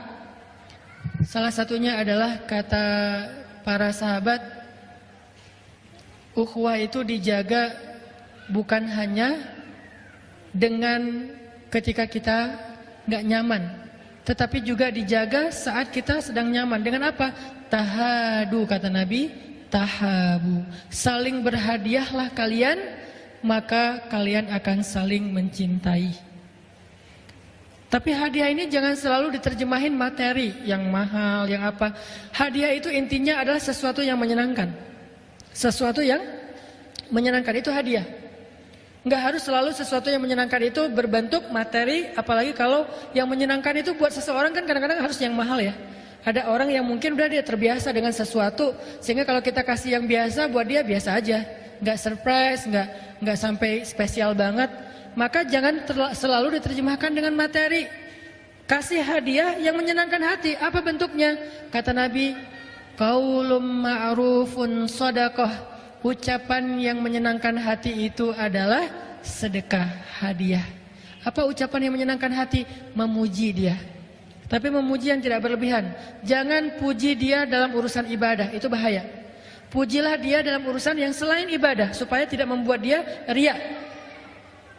puji dia, atau minimal hargai ucapannya, hargai perilakunya semampu kita, atau setidaknya beri dia hadiah dengan kata-kata yang membuat dia merasa kayak diperhatikan dan seterusnya. Itu semuanya adalah cara menjaga ukhuwah.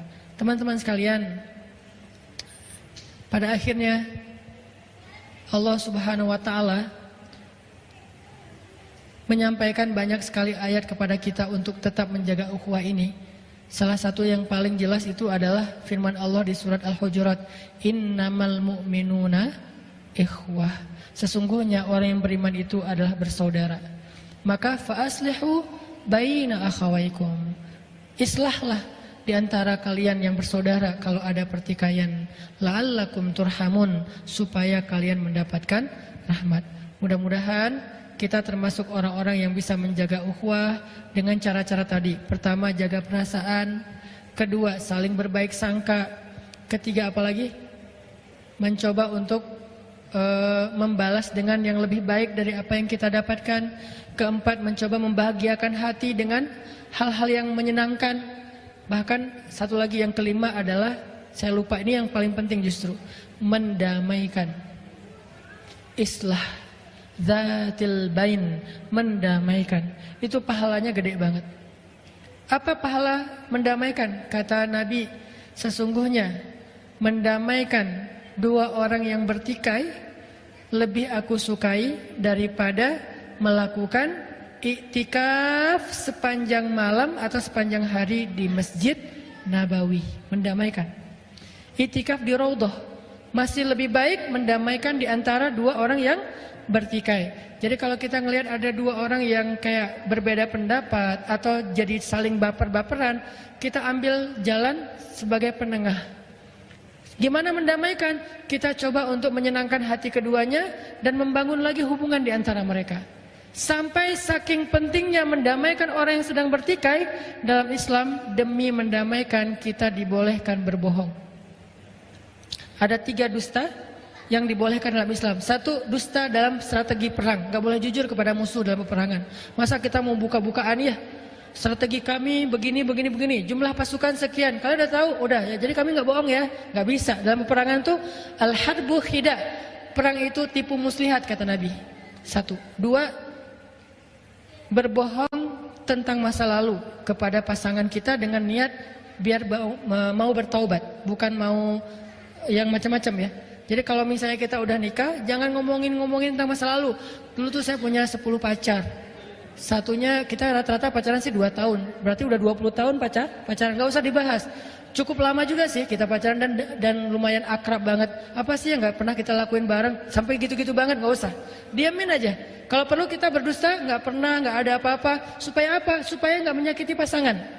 Tapi bukan mau ada macam-macam ya. 2. Yang ketiga, berbohong untuk mendamaikan dua orang yang bertikai. Itu dibolehkan dengan syarat tidak berlebihan dan tidak justru memunculkan masalah yang baru. Misalnya tadi di sebelah ngomongin yang ini, kita bilang enggak kok, mereka enggak lagi ngomongin kalian. Ini namanya berbohong kan? Padahal kita tahu. Supaya apa? Supaya mereka bisa berdamai. Mudah-mudahan 5 tips ini bisa menjadi cara kita untuk menjaga ukhuwah kita di musyawarah, menjaga ukhuwah kita di komunitas-komunitas kita, di masjid-masjid kita, di tetangga kita, di masyarakat kita, dan yang paling luas dan penting di sosial media kita. Barakallahu fikum, billahi taufiq wal hidayah, wassalamualaikum warahmatullahi wabarakatuh.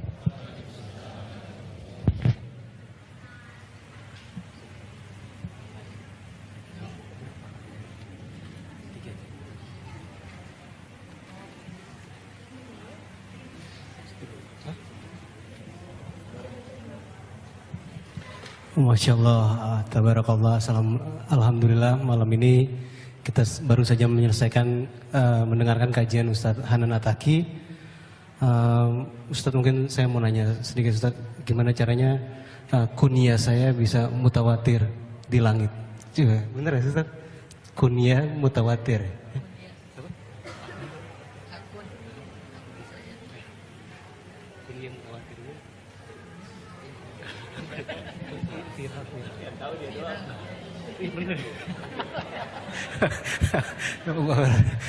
Salah spelling.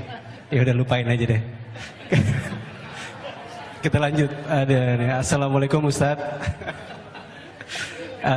Bagaimana cara mengikhlaskan atau memperbaiki prasangka kita kepada saudara kita yang sudah terjadi, padahal kita tahu yang mereka lakukan itu salah secara agama. Bagaimana cara mengikhlaskan atau memperbaiki prasangka kita kepada saudara, kepada ibu atau saudara kita yang sudah terjadi, padahal kita tahu yang mereka lakukan itu salah secara agama.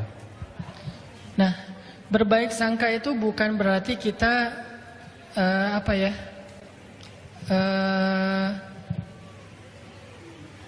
menutup mata dari sebuah kesalahan, bukan. Seolah-olah nggak ada salahnya, benar semua gitu, nggak gitu-gitu juga sih.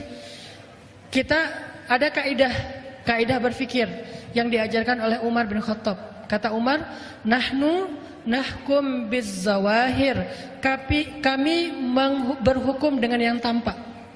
Kami berhukum dengan yang tampak. Apa maksudnya?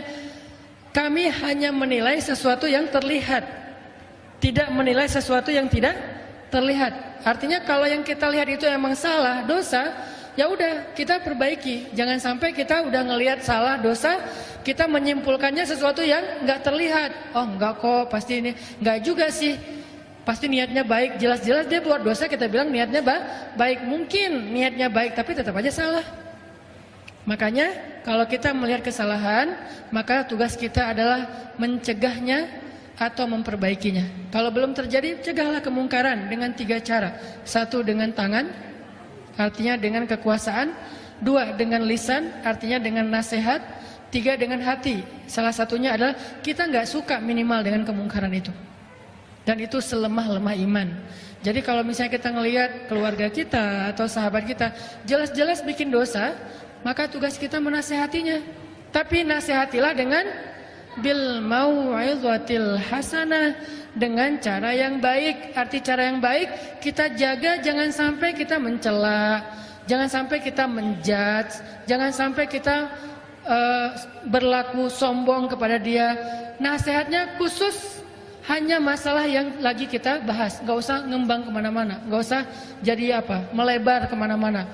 Lo tuh ya emang dari dulu nggak bener, nah itu tuh melebar tuh. Udah aja bab itu doang yang dibahas. Itu tuh yang ini tuh kayaknya nggak pas deh. Soalnya aku pernah dengar gini. Kalau kita nggak yakin dengan dalilnya, udah aja capture nih ada hadisnya kayak gini. Aku juga lagi belajar, jadi sama yuk kita belajar ini biar nggak ngulangin kesalahan yang sama, kan bisa ya. Tetap dengan mau'izatil hasanah. Jadi bukan berarti kita harus berbaik sangka bahwa itu bukan kesalahan, itu bukan dosa, itu bukan pelanggaran. Enggak gitu-gitu juga sih. Jadi tetap berbaik sangka itu urusan batin, gaib, tapi masalah zahir ada kaidah untuk watawasau bil haq, watawasau bis sabr. Ada kaidah untuk saling menasihati dalam kebenaran dan kesabaran.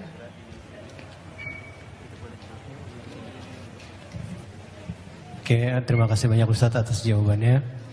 Untuk pertanyaan kedua, bismillahirrahmanirrahim. Assalamualaikum warahmatullahi wabarakatuh. Semoga Ustadz dalam keadaan sehat dan dilindungi Allah.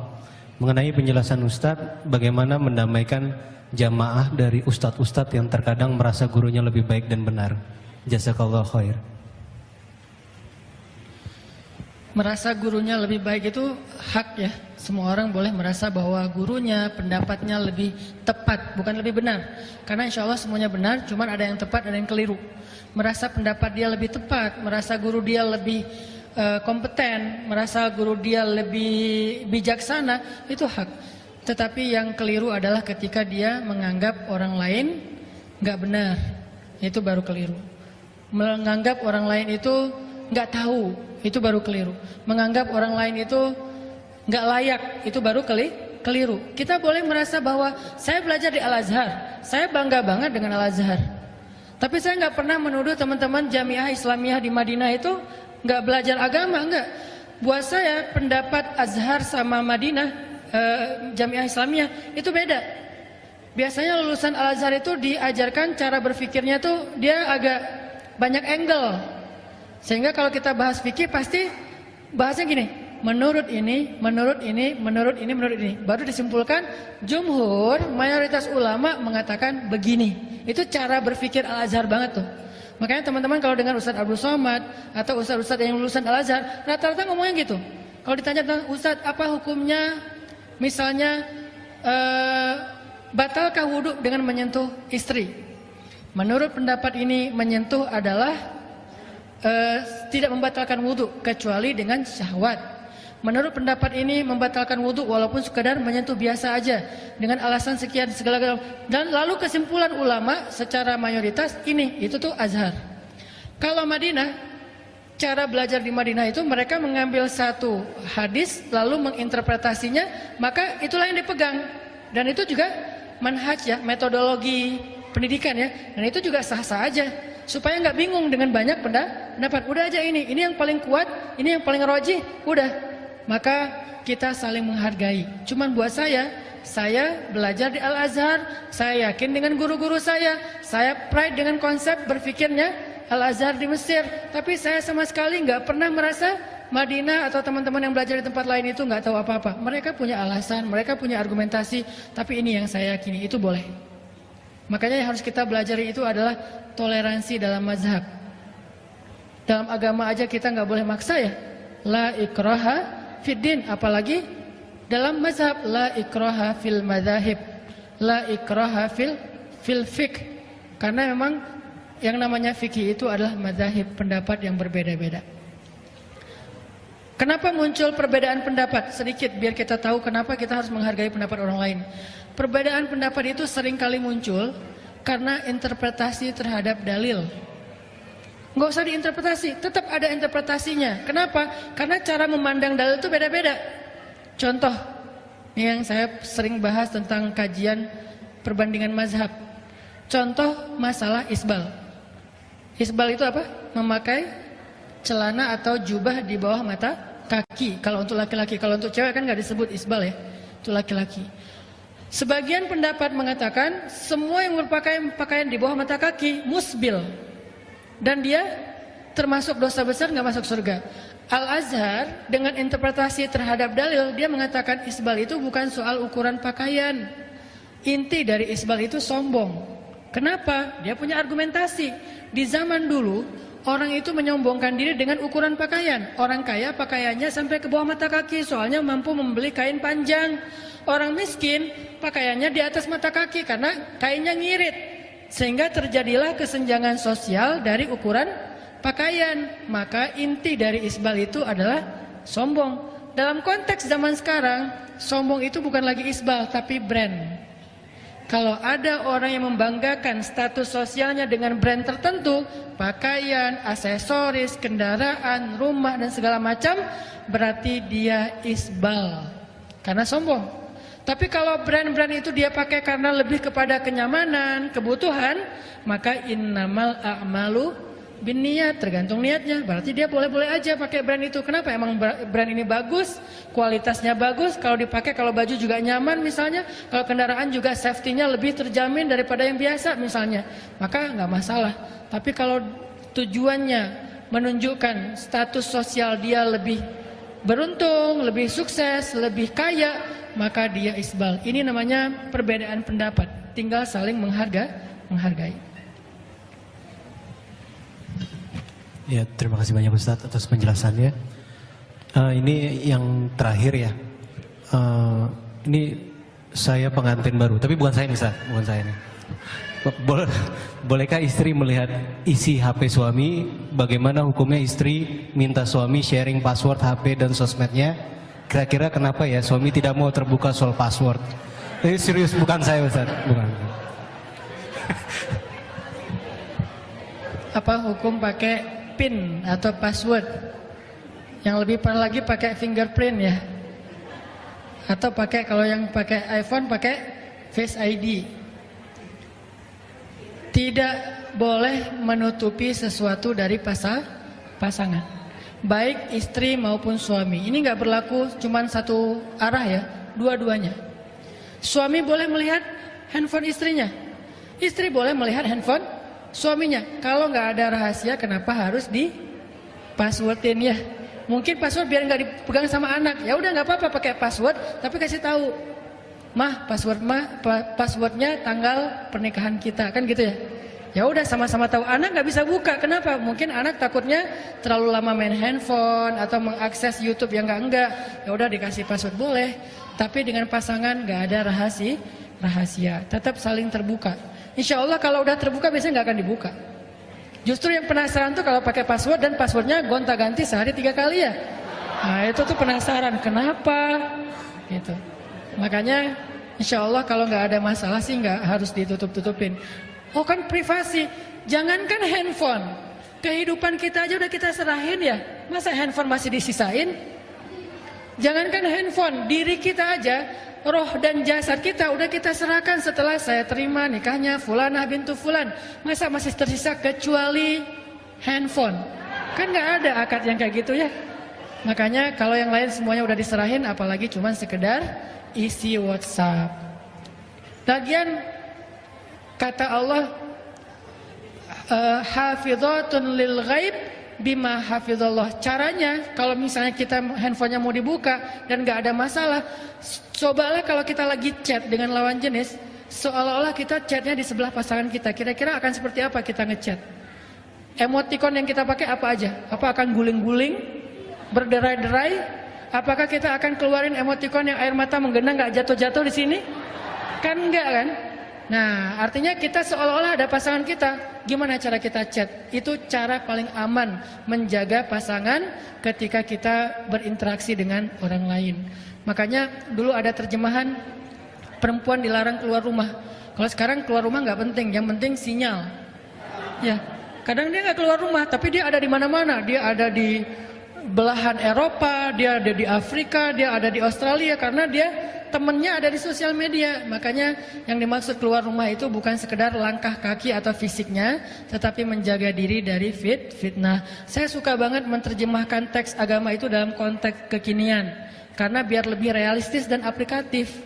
Kalau kita membahas teks itu hanya secara tekstual, kita nggak tahu gimana nih cara praktekinnya, seolah-olah ayat Al-Quran itu hanya sebuah kalimat indah yang dinikmati bahasanya, nggak bisa dipraktekin dalam kehidupan kita. Buat saya ayat larangan perempuan keluar rumah itu artinya larangan perempuan dan laki-laki untuk berinteraksi secara berlebihan. Bahkan di Al-Quran itu ada ayat tentang tutorial bumerang. Dan mungkin kita pikir ada gitu Ustaz ayat bumerang di Al-Quran? Ada. Surat An-Nur. Kata Allah, wahai perempuan-perempuan yang beriman, janganlah kalian menghentakkan kaki kalian ketika berjalan, karena itu akan membuat lekuk tubuh kalian terlihat atau fitnah. Hubungannya dengan bumerang apa? Cewek-cewek, bumerang yuk. Gitu kan? Rata-rata kan gitu kan ya? Selangkah gitu kan? Pas diposting jadinya apa? Dance. Akhirnya dia jadi gitu kan ya? Nah ternyata itu sesuatu yang menimbulkan fitnah. Pas dilihat sama cowok bumerang lagi kayak gitu-gitu, wah lucu ya, like, gak boleh. Risih gak sih kalian ngedance depan cowok? Ya udah nggak usah, terus masa nggak dipakai Ustadz bumerangnya? Pakai boleh, tapi gimana? Duduk rame-rame. Jadinya kayak tari saman gitu kan? Boleh lah, masih aman bumerang. Tutorial telepon. Telepon itu jangan dilembut-lembutin suaranya. Di Al-Quran ada ayatnya.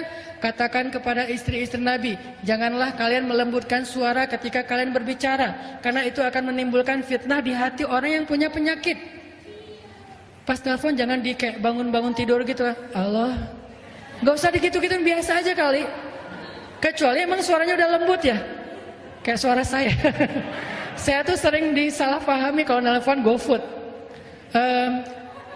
Ini pesannya sesuai aplikasi ya kali. Oh ya tunggu ya Bu, Bapak. Oh ya Pak.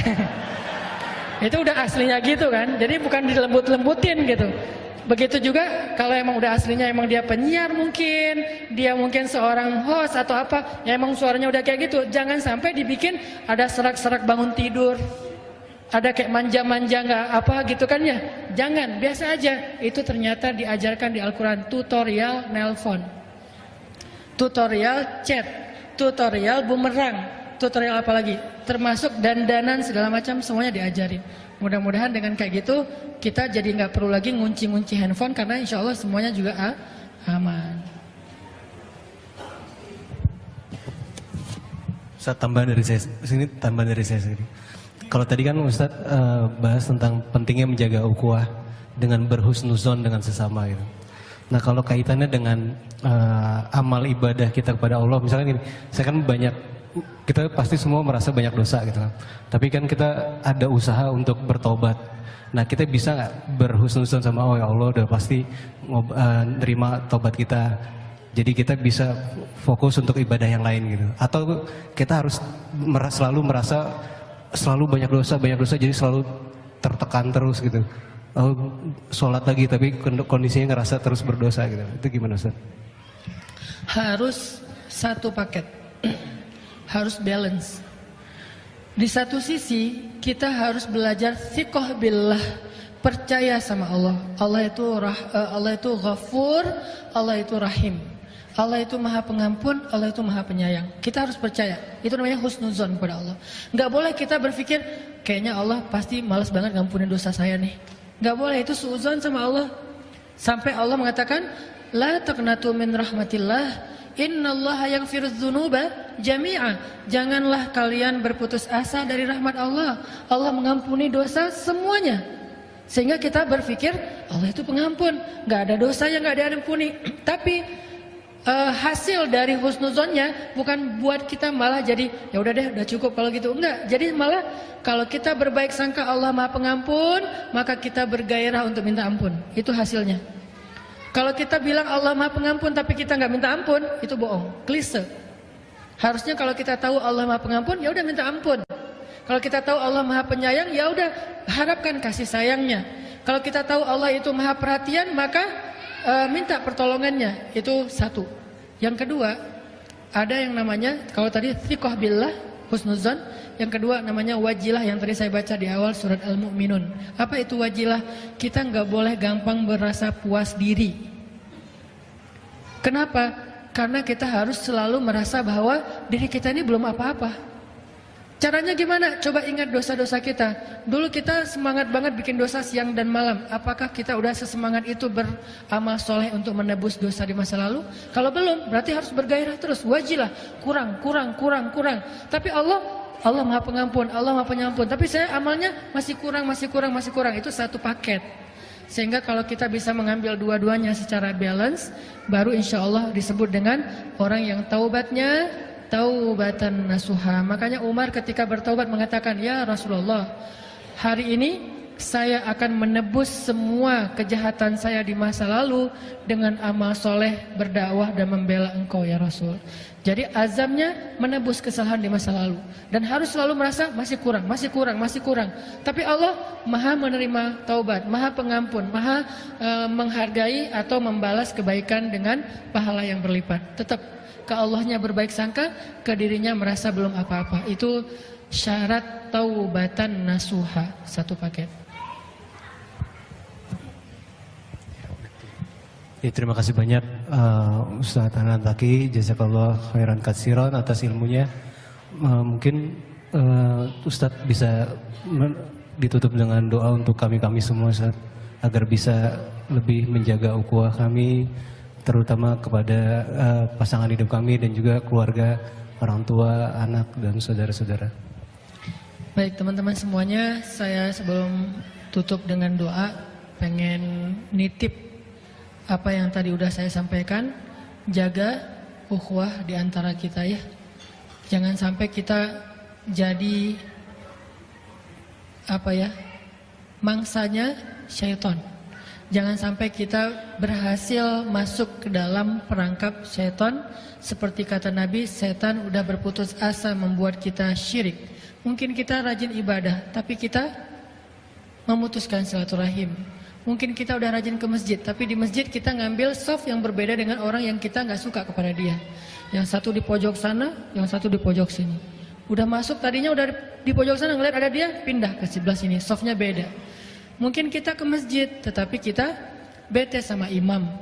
Kita ngerasa ini imam ini bukan imamnya saya. Akhirnya walaupun ke masjid, kita akhirnya Yang paling parah lagi bikin 2 jamaah dan itu dosa besar. Gak boleh ada 2 jamaah di dalam satu masjid. Harus 1 jamaah. Makanya kenapa Nabi benci banget dengan 2 jamaah? Karena itu perpecahan. Jaga ukhuwah kita, terutama ukhuwah Islamiyah. Lebih luas lagi adalah ukhuwah watoniyah, sesama bangsa Indonesia. Udahlah, gak usah terlalu larut dalam perdebatan. Yuk kita fokus saja berkarya. Kita bangun Indonesia bareng-bareng dengan apa yang kita bisa. Kalau kita ngelihat sesuatu yang menurut kita nggak nyaman, maka kita boleh menyampaikan kritik ataupun nasihat, tapi tidak mencela. Tidak mencela. Muslim harus komitmen menjaga lisannya atau jarinya dari mencela. Harus komitmen. Kalau ada ustadz mencela, mungkin beliau lagi emosi, itu bukan yang perlu diteladani. Walaupun seorang ustadz mencela nggak boleh diikuti. Kenapa? Nabi bilang gini, kalau kalian melihat seorang budak perempuan berzina, hukumlah dia dengan mencambuknya, tapi jangan cela dia. Itu hadis di Riyadhus Shalihin. Lalu kalau dia setelah itu berzina lagi yang kedua kalinya, cambuklah dia, tapi jangan cela dia. Zina loh ya.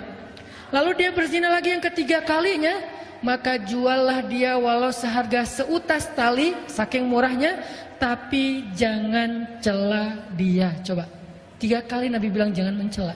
Padahal budak dan berzina. Yang di zaman dulu budak itu dianggap rendah, berzina itu perbuatan yang paling rendah. Dilakukan 3 kali, jangan cela, jangan cela, jangan cela. Itu jaga supaya bangsa kita mulai move on dan fokus lagi kepada sama-sama berkarya untuk kemaslahatan bangsa dan negeri. Jadi kita nggak larut di sosial media terus-terusan saling bully-membuli, capek. Dan itu bukan sesuatu yang baik untuk masa depan bangsa kita, anak-anak kita, generasi muda kita. Jangan sampai kontroversi dan konflik ini dipertontonkan di publik dan jadi ratingnya tinggi, itu nggak bagus. Biasanya kalau udah, saya kadang-kadang suka mancing ya. Kenapa ya komen saya sedikit ya, biasanya misalnya 300, 400, kenapa kali ini cuma 20 misalnya. Pancing nih, ada satu komen yang kayaknya potensi untuk kontroversi, saya replay. Sengaja tuh, saya replay, rame langsung di bawahnya tuh. Replay yang berikutnya tiba-tiba jadi 500. Akhirnya karena udah rame yang aneh-aneh, saya delete lah komen paling atas, ke-delete lah semua, tinggal lagi 20. Kenapa? Karena mungkin kita udah terbiasa dipertontonkan konflik dan kontroversi, sehingga itu jadi menu yang ratingnya bagus. Kita nggak boleh kebawa ke situ. Itu nggak bagus buat perjalanan bangsa, nggak dewasa untuk bangsa kita, nggak maslahat untuk agama kita, dan paling nggak baik untuk jadi warisan generasi kita. Kita sebagai muslim dulu aja yang udah belajar agama, komitmen, jangan sampai mencela. Marah, udah aja marah sendiri, jangan sampai dipertontonkan. Tersinggung, oke, karena itu manusiawi. Mengkritik, itu hak kita. Apalagi kita sesuatu yang memang kritiknya membangun, apalagi bagus banget. Menasihati, memang perintah Allah. Watawassaw bil haq watawassaw bis sabr. Tapi mencela, coba cari ayat, ada nggak mencela? Nggak ada ayat yang mencela, nggak ada hadis yang mencela. Kalaupun ada istilah Abu Jahal, Allah langsung yang menurunkan istilahnya. Abu Lahab dengan kalimat tabbat, itu ayat Al-Quran, bukan Nabi yang mengatakannya. Kenapa? Kalau Allah berhak. Allah berhak sombong. Allah berhak untuk menutup hati hambanya, karena Allah lebih tahu tentang orang itu daripada kita. Kalau kita enggak. Mudah-mudahan dengan kayak gitu, mulai dari teman-teman yang udah ngaji ini, kita perbaiki budaya di sosial media, kita perbaiki budaya dalam komunitas, sehingga mudah-mudahan ini menjadi tren yang positif di masyarakat kita ke depan. A'udzu billahi minasy syaithanir rajim. Bismillahirrahmanirrahim. Alhamdulillahi rabbil alamin. Alhamdulillahi hamdan katsiran tayyiban mubarakan fih. Ya Rabbana lakal hamdu kama yanbaghi li jalali wajhikal karim. لجلال وجهك الكريم وعظيم سلطانك اللهم صل وسلم وبارك على سيدنا محمد محمد وعلى آله وصحبه أجمعين. اللهم اغفر لنا ذنوبنا، اللهم اغفر لنا ذنوبنا، اللهم اغفر لنا ذنوبنا ولوالدينا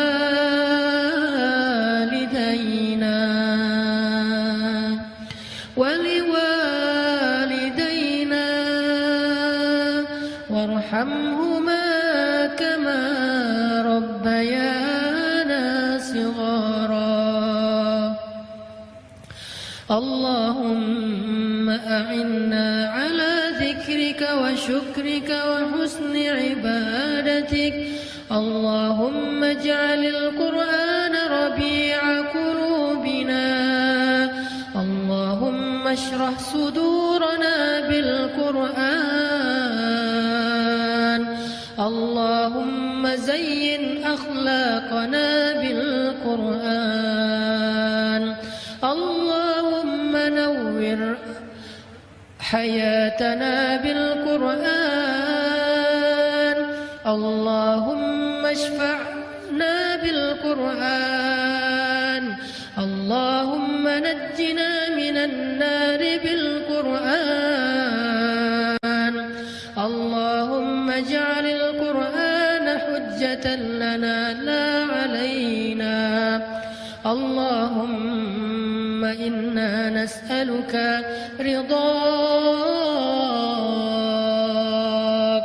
رضاك يا رحمن، رضاك يا رحيم، رضاك يا كريم، رضاك يا مجيب السائلين. اللهم إنا نسألك رضاك والجنة ونعوذ بك من سخطك والنار. ربنا هب لنا من أزواجنا وذرياتنا قرة أعين واجعلنا للمتقين إماما. ربنا هب لنا من الصالحين، ربنا هب لنا من لدنك ذرية طيبة إنك سميع الدعاء.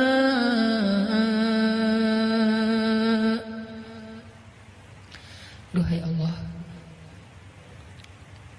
kepadamu-lah ya Allah kami berserah, kepada Engkau ya Allah kami berpasrah. Sesungguhnya kami lemah sedangkan Engkau maha perkasa. Kami bodoh ya Allah sedangkan Engkau maha bijaksana. Kami sering bingung ya Allah sedangkan Engkau yang maha memberi petunjuk. Kami kotor dan banyak dosa ya Allah sedangkan Engkau maha suci. Kami tidak berdaya ya Allah sedangkan Engkau maha kuasa. Kami penuh dengan keluh kesah sedangkan Engkau maha mampu melakukan apa yang Engkau inginkan. Engkau yang berkehendak. Jika Engkau menghendaki sesuatu, Engkau katakan kun, maka dia pasti jadi seperti yang Engkau kehendaki. Kami sadar betapa kami tidak bisa apa-apa tanpa-Mu ya Allah. Kami sadar kami tidak berdaya tanpa-Mu ya Allah. Kami sadar kami pasti hilang arah tanpa bimbingan dari-Mu ya Allah. Kami sadar dan merasakan betapa kehidupan kami adalah pemeliharaan-Mu ya Allah. Engkau yang telah memberikan kami rezeki malam dan siang. Engkau yang telah memberikan kami hidup. Engkau yang telah membesarkan kami, menciptakan kami, memberikan kami pasangan dalam hidup kami, keluarga bagi kami. segala sesuatu tentang hidup kami adalah pemeliharaanmu ya Allah. Maka kami berserah diri kepadamu. Kami serahkan segala urusan hidup kami kepadamu. Kami sampaikan segala keluh kesah kami kepadamu. Semua kami punya masalah ya Allah. Sebagian dari kami mungkin hampir berputus asa dengan masalah dan ujiannya. Berikanlah kami pertolonganmu ya Allah. Berikanlah kami bimbinganmu ya Allah. Berikanlah untuk kami keajaiban dan mukjizatmu ya Allah. Ya Allah, kami adalah hamba-hambamu yang sedang belajar untuk bertaubat, belajar untuk mendekat kepadamu setelah sekian tahun menjauh darimu, belajar memperbaiki diri setelah sekian tahun melakukan dosa dan maksiat di hadapanmu. Bimbinglah perjalanan hijrah kami ya Allah, agar kami sampai kepadamu. Bimbinglah perjalanan hijrah kami ya Allah, agar kami tidak berputus asa di tengah jalan. Bimbinglah perjalanan hijrah kami ya Allah, agar kami istiqomah. Bimbinglah perjalanan hijrah kami ya Allah, agar kami sampai kepadamu dalam keadaan selamat. Ya Allah, kadang hati kami pernah merasa condong kepada dosa-dosa yang sudah coba kami tinggalkan. Maka genggamlah hati kami, jangan engkau lepaskan genggamanmu ya Allah. Karena kami takut seandainya ketika hati itu condong kepada dosa, kemudian kami memperturutkannya dengan melakukan dosa di hadapanmu, dan itu adalah hari terakhir kami hidup di dunia, maka kami akan mengakhiri hidup kami dengan su'ul khatimah. Kami pernah mendengar hadis Nabi yang mengatakan, seseorang yang menghabiskan hidupnya dengan berbuat baik, dengan beribadah dan beramal solih, sampai jarak dia dengan surga hanya sejengkal saja, tetapi pada akhir hayatnya dia kemudian melakukan dosa, kemudian dia sombong, kemudian dia berputus asa terhadap ujian darimu, maka kemudian dia melakukan kesalahan yang besar, dia syirik kepadamu, akhirnya dia menjadi penghuni neraka. Tapi ada juga seorang hamba yang menghabiskan hidupnya dengan berbuat dosa, siang dan malam sampai jaraknya dengan neraka hanya sejengkal saja, tetapi di akhir hayatnya dia bertaubat dengan taubat yang sebenar-benarnya, lalu dia menjadi penghuni surga. Duhai Allah, bimbing kami sampai akhir hayat kami. Meskipun sekarang kami sedang belajar untuk mendekat kepadamu, tetapi kami tidak ada yang tahu seperti apa akhir dari kehidupan kami. Jika takdir di akhir hayat kami itu baik, maka jagalah itu untuk kami ya Allah. Jika takdirmu untuk di akhir hayat kami itu buruk, maka jadikanlah dia menjadi lebih baik ya Allah. Duhai Allah, satukanlah hati di antara kaum muslimin, agar mereka menjadi bersaudara seperti engkau persaudarakan muhajirin dengan ansar. Jauhkanlah kami dari perpecahan, jauhkanlah umat kami dari pertikaian, karena kesombongan antara satu dengan yang lain, karena perbedaan pandangan tentang urusan-urusan agama. Jangan sampai membuat kami berpecah belah ya Allah. Hadirkan kesabaran, kelapangan dada, dan kedewasaan bagi kami dalam beragama, dalam berukhuwah, dalam bersaudara dengan saudara-saudara kami yang seiman. Jaga juga ya Allah hati kami, satukan hati kami sesama bangsa Indonesia, agar kami yang sama-sama mengaku cinta dengan Indonesia ini mampu sama-sama membangun negeri yang kami cintai ini. Karena Indonesia adalah amanah darimu.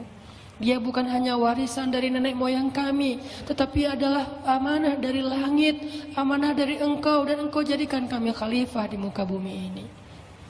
Jangan sampai kami justru merusak negeri yang telah engkau amanahkan kepada kami karena pertikaian di antara kami ya Allah.